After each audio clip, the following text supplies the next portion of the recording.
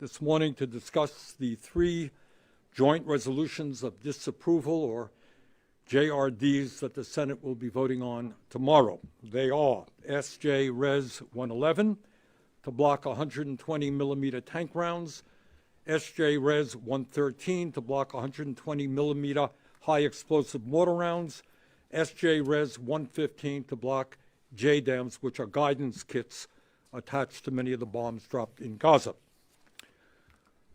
The truth of the matter is that from a legal perspective, these resolutions are not complicated. They're cut and dry. The United States government is currently in violation of the law, and every member of the U.S. Senate who believes in the rule of law should vote for these resolutions. The Foreign Assistance Act and the Arms Export Control Act are very clear.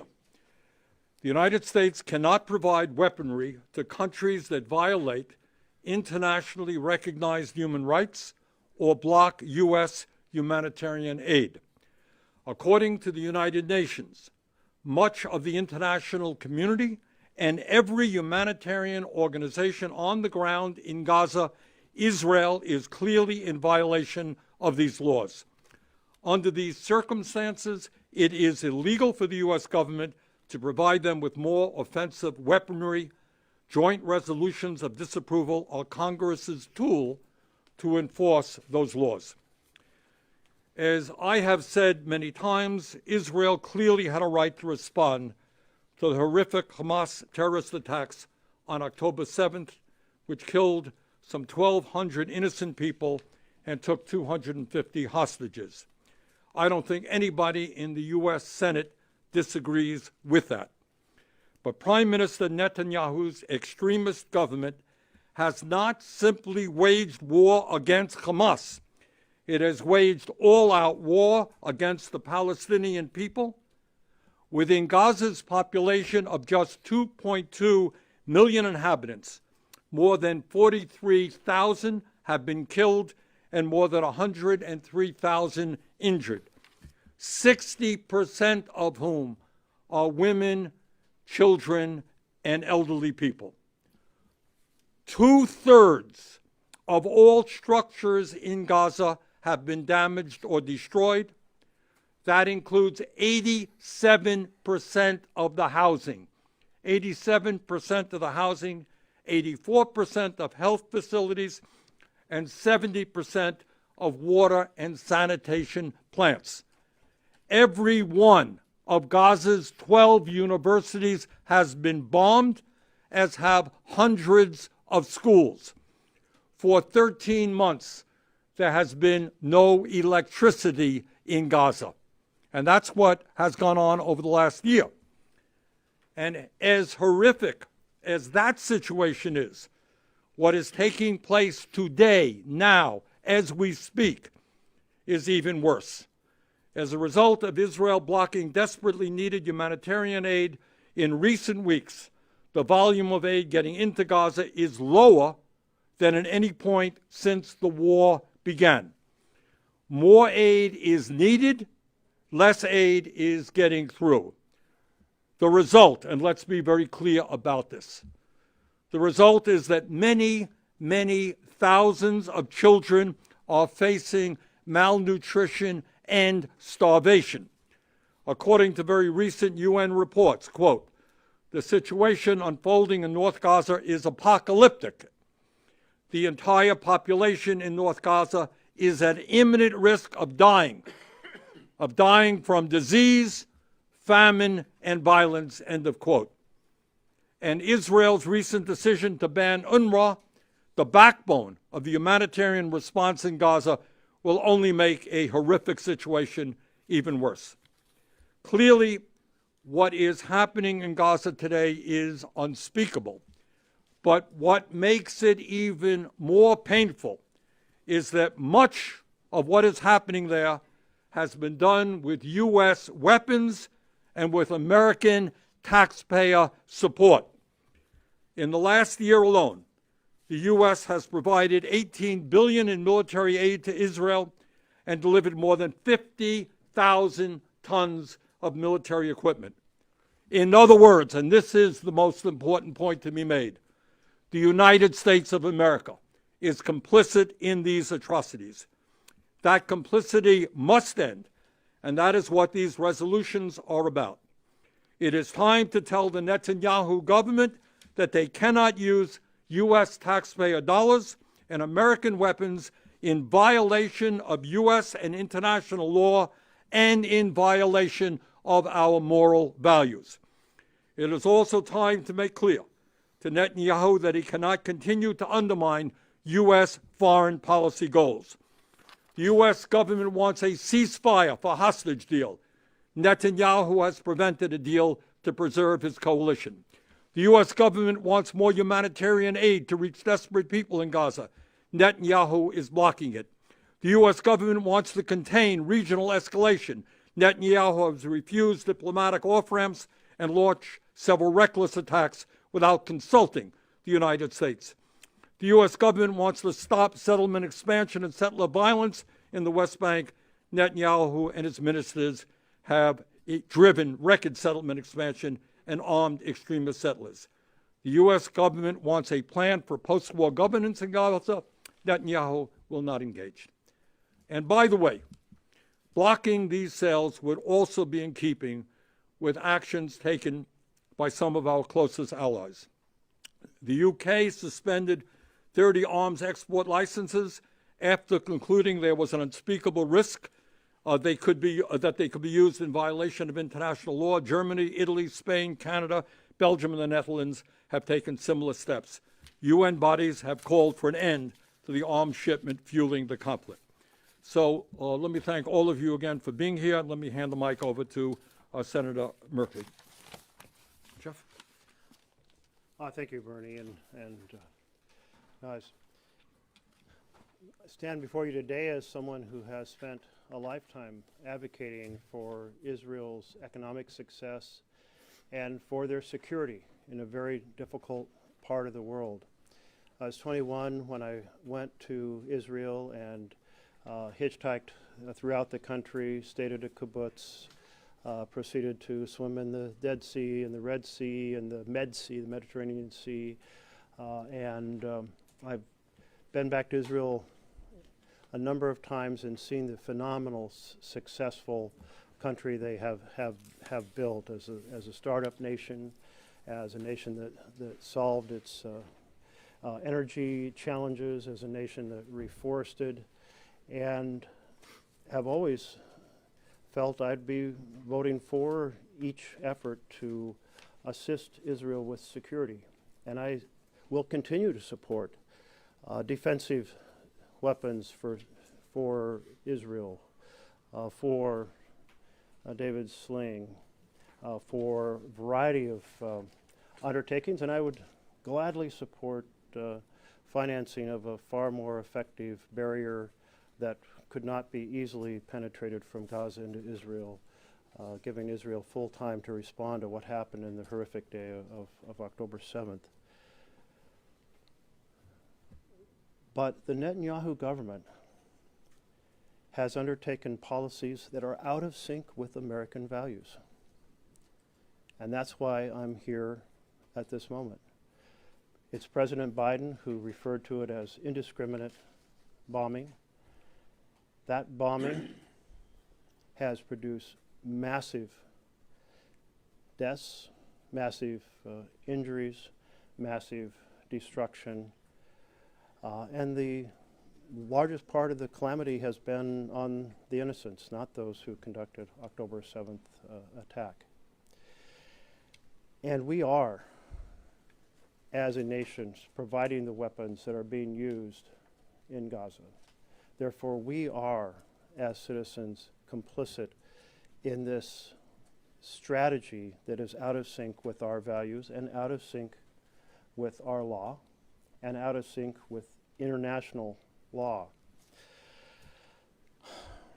Even the report that came under NSM 20, and I really applaud Senator Van Hollen for his leadership on so many things related to the Middle East, but particularly having that national security memorandum created, found that our weapon supplies were inconsistent with obligations under international humanitarian law or with practices to mitigate civilian harm.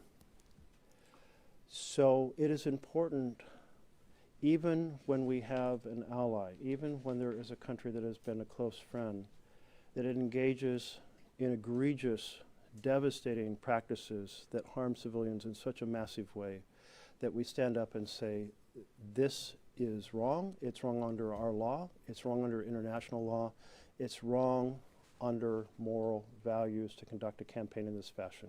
And that's why I'll be supporting these 3 resolutions opposing transfer of weapons, offensive weapons to Israel. And I'll turn this over, I think, to Peter Welch. Thank you very much, Bernie and Chris and Jeff. Thank you. Really appreciate the work you've done on this. You know, there's a question that America has to face, and it is about the role of humanitarian considerations in the conduct of our foreign policy. The argument is being made against injecting what clearly is a concern for the humanitarian catastrophe that is now continuing in Gaza, as to whether the long-term commitment that the United States has had to Israel as a Jewish and democratic state can coexist with that. All of us here support Israel as a Jewish and democratic state. All of us here believe in the two-state solution. All of us believe that the relationship we've had with Israel is special. And all of us here are appalled at what Hamas did to slaughter 1,200 innocent Israelis. And all of us here support the right of Israel to defend itself. But what has unfolded in the name of that defense is the loss of 43,000 and rising Palestinians, many of whom are women and children and non-combatants, not at all connected to Hamas. What has happened is over 100,000 children and innocent bystanders have been severely injured, including amputation.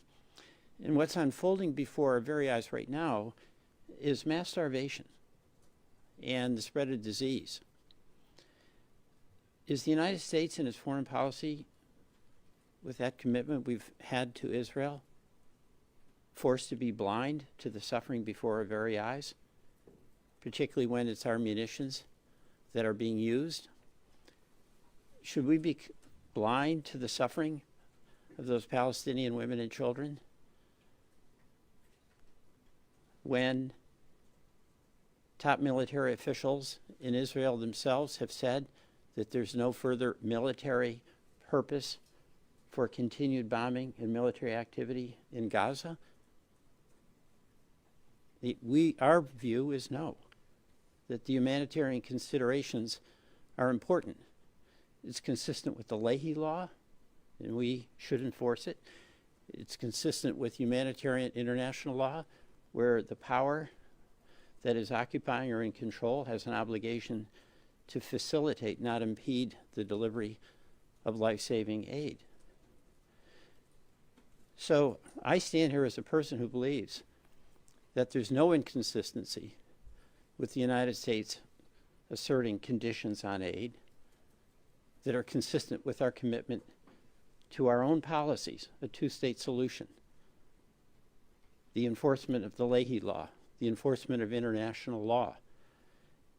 You know, when I think about the conflict that the United States had with Russia for so long, the Soviet Union, there are many historians who think one of the most significant components of what made us so successful was our civil rights movement.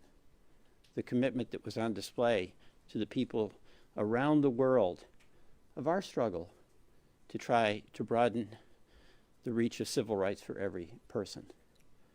Isn't that the same situation we face, where we have before us every single day evidence of more suffering of women and children in a situation where there's no military purpose to be served by the continuation of using our weapons, and where it's in total conflict with us having any chance of achieving a two-state solution, and where the result of this activity is escalation in Lebanon, escalation even in Syria, and the rising violence in the West Bank, and where politicians in Israel, including Netanyahu and many others who support him, are talking about annexing the West Bank and completely and utterly turning their back on a two-state solution.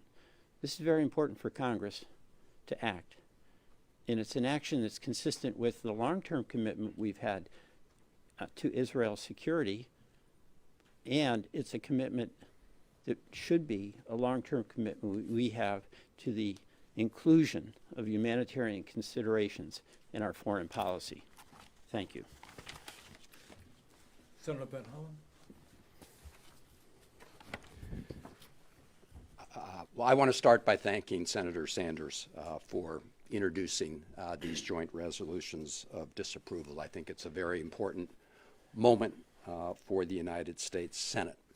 And what these resolutions stand for is the simple proposition that U.S. taxpayer assistance should not come in the form of a blank check, even to our closest partners. We need assurances that U.S. interests, values, and priorities will be respected by foreign governments that receive American support. That principle should apply universally, including to the Netanyahu government in Israel. But even as the United States has provided billions and billions of dollars of U.S. taxpayer-financed bombs and other offensive weapon systems, we've seen Prime Minister Netanyahu repeatedly violate the terms of American security assistance, disregard U.S. priorities, and ignore our requests. A partnership should be a two-way street, not a one-way blank check. Like all of my colleagues, in the aftermath of the horrible Hamas terrorist attacks of October 7th, I have repeatedly supported Israel's right to defend itself and end Hamas's control of Gaza, and I remain steadfast in that support. There must be no more October 7ths. But how you conduct that defense matters. A just war must nevertheless be waged justly. And that's why recipients of U.S. weapons must comply with American laws and policies. Recipients of security assistance must, number one, facilitate and not arbitrarily restrict the delivery of humanitarian assistance into war zones where U.S. weapons are being used. And two, American-supplied weapons must be used in accordance with international humanitarian law. The Netanyahu government is violating both of these requirements in Gaza. I would just turn everyone's attention to first the phone call that President Biden had with Prime Minister Netanyahu on October 9th, where he said the situation in Gaza was already bad and it's getting worse, and as Senator Sanders says, it's getting apocalyptic. That was followed up by a letter from Secretaries Blinken and Austin on October 13th. Their letter was to then Defense Minister Gallant and to Ron Dermer. I would remind people that the Minister of Defense Gallant has since been fired by Netanyahu from the government because he prioritized a return of the hostages and a ceasefire. In fact, I just met with the father of one of the people who's still hostage right now in Gaza, who supports this resolution. In that letter, the secretaries, Secretary Blinken and Austin, referenced U.S. law. They referenced 620I of the Foreign Assistance Act. They referenced NSM 20, the President's National Security Memorandum. And they said this: the humanitarian situation for over 2 million civilians in Gaza is increasingly dire. They also said trucks carrying humanitarian commodities, including perishable goods funded by the United States, are delayed at crossing platforms. We are particularly concerned that recent actions by the Israeli government, including halting commercial imports, denying or impeding nearly 90% of humanitarian movements between northern and southern Gaza in September, and continuing burdensome and excessive dual-use restrictions, among other things they list, are impeding the delivery of absolutely necessary life-saving aid. They then go out in this letter to spell out what needs to happen in order to meet the conditions and standards of U.S. law and policy. I'll just read from the first part. Ahead of winter surge, all forms of assistance throughout Gaza by, number one, enabling a minimum of 350 trucks per day to enter into Gaza. They have a number of other elements, including removing restrictions on the use of container and closed trucks and increasing the number of vetted drivers to 400. They go on to list a number of other criteria. And the reality is, with maybe minimal change, these conditions that Secretary Austin and Secretary Blinken laid out have not been met. Just ask the folks at UN agencies responsible for monitoring humanitarian aid in Gaza, and ask the humanitarian organizations who are delivering aid in Gaza. Here's what 15 United Nations and humanitarian organizations said on November 1st. They said, and Senator Sanders quoted this, the situation unfolding in North Gaza is apocalyptic. They said rescue teams have been deliberately attacked and thwarted in their attempts to pull people buried under the rubble of their homes. They said the entire Palestinian population in North Gaza is at imminent risk of dying from disease, famine, and violence. They said humanitarian aid cannot keep up with the scale of the needs due to the access constraints. Basic life-saving goods are not available. Humanitarians are not safe to do their work and are blocked by Israeli forces and by insecurity from reaching people in need. They go on from that. They also say member states of the UN, must use their leverage to ensure respect for international law. This includes withholding arms transfers where there is a clear risk that such arms will be used in violation of international law.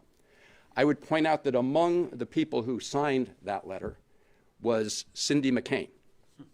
Cindy McCain is the head of the World Food Program. Cindy McCain does not sign letters lightly. She takes her job seriously. I would point out that Kathy Russell, who's the executive director of UNICEF, another American appointee, signed this letter.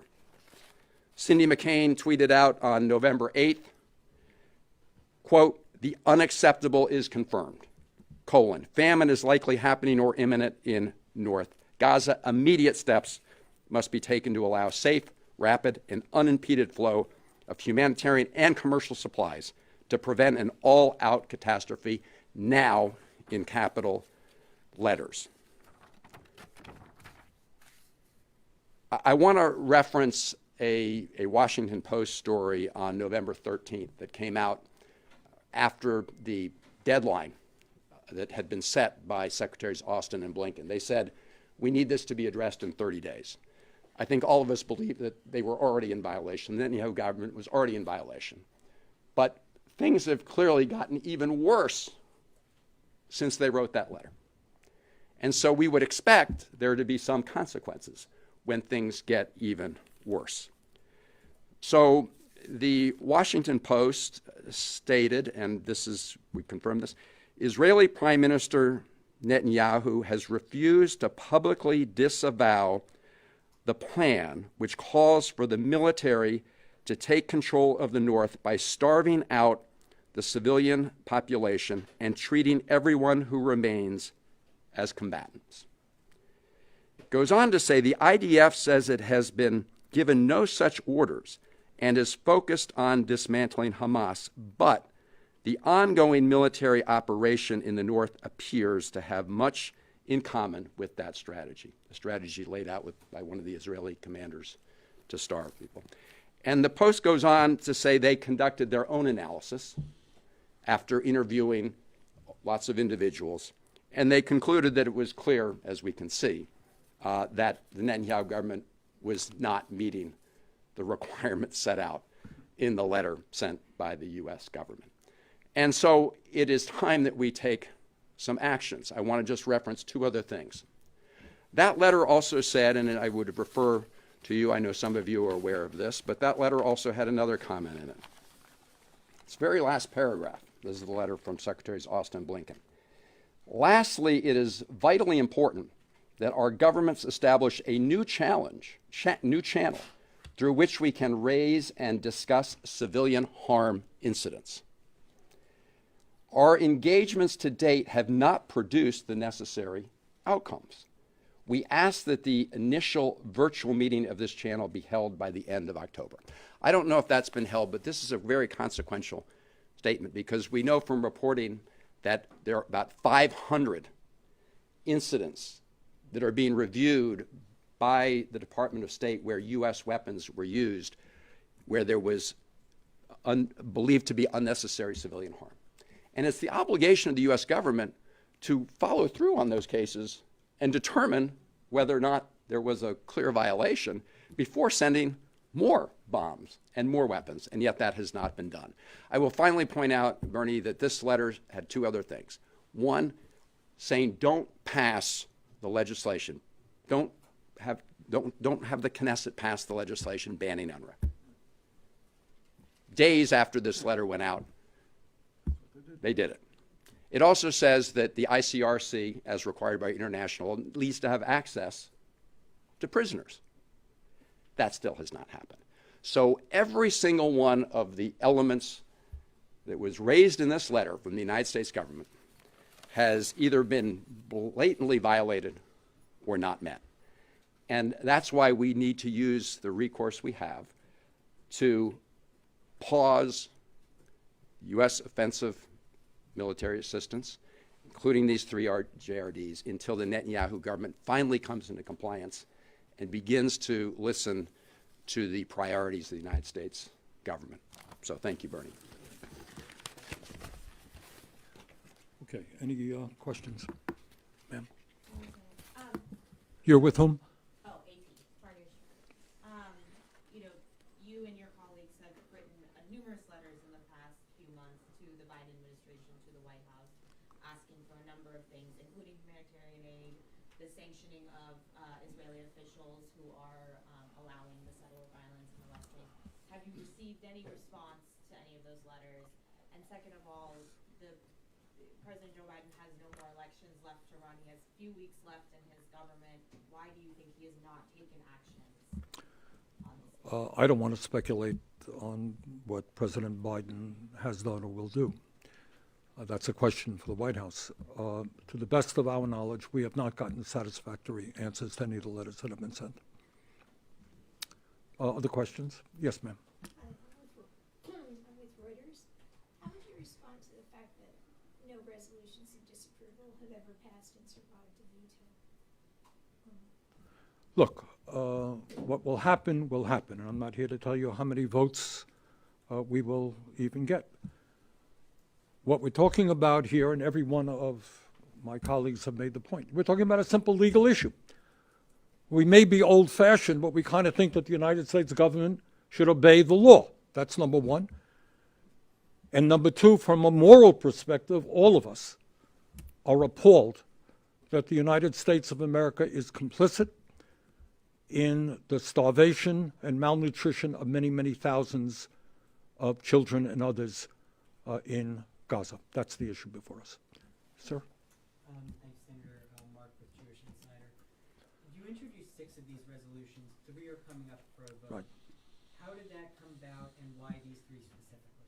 I think these are 3 that I think most members can get their arms around and see as having an immediate impact in destroying the lives of people in Gaza. So they're very specific, and I think that they are, frankly, resolutions that will probably attract the most support. Anybody else want to jump in on those? But that's kind of the answer. Not complicated. Ma'am, in the back. Yeah, I'm Karen River with the New York Times. So it doesn't appear that you're going to get very much at all GOP support on these resolutions. And there's been a long time sort of campaign to try to politicize the Israel issue, make Republicans out to be the more pro-Netanyahu, pro-Israel party, and Democrats being anti-Israel. I'm wondering where you think this kind of fits into all of that, if that could be exacerbating this particularly as somebody who's practitioner and yourself, you know, if there is something that you think is a, given that political environment that this is going. I don't want to get into the political implications of that. You know, we just came through an election. People can draw their own conclusions of why there was a decline in young people voting, and Democrats aren't doing particularly well with young people. I really don't want to get into that. I happen to believe that the American people will not be sympathetic to any member of Congress who is turning his or her eyes on the kind of horrendous suffering that is now taking place in Gaza, and in fact, going out of their way to block humanitarian aid. So that would be my response. If I could just Sure, briefly Chris, say jump something in. on that, because, and I don't want to get into the politics part either, but your question, you said whether they're more pro-Israel, pro-Netanyahu party. And there's a really important distinction, as you know, between those two things. And my view is that it's not pro-Israel to provide the Netanyahu government with unconditional assistance. And I've heard that from many Israelis. So I just want to make that important distinction. You can be pro-Israel and at the same time strongly oppose the policies of this very right-wing extreme Netanyahu government. Okay, one or two more. Yes. Toby Hodgman for the Dole News Service. From who? The Dole News Medill? Service. Okay. We see reports that Secretary Blinken ignored conclusions from constituent agencies which found arbitrary denial and blockage of humanitarian aid, but he told Congress that this was not occurring and it was being allowed in. Has this administration been honest with Congress, and if it has not, should there be accountability? Well, I think we've discussed that issue. Chris just talked about that. Yes, ma'am. Abigail Hausner of the Washington Post. I know you said you don't want to talk about politics, and you guys maybe want to talk about politics, but clearly most of your colleagues in the Senate do not see this the way you do. Why are more Democrats, at least, not joining you on this? Look, others can comment. I don't want to get into the politics of it because this is such a poignant and painful humanitarian issue. Other members, you can ask them; they will tell you why they feel the way they do. But anyone want to add to that? But I don't want to speak for other members. All right, maybe one more gentleman back there. Yeah. Yeah, Senator Matt Sloan with the Intercept. You mentioned that several people mentioned that letter from the administration to Israel. What can you do to hold the administration accountable for the letter it sent to Israel and follow through on its threats? Chris, do you want to? Well, I'll be pretty blunt. I think the Biden administration has failed to follow the law and failed to follow its own policies that bind the administration, including NSM 20. And the facts are very clear on this point. And the reason I wanted to mention the letter is because you would think after a letter like this was sent, things would at least get a little better. They've gotten a lot worse. So what's the point in sending a letter if you don't mean what you say? Okay.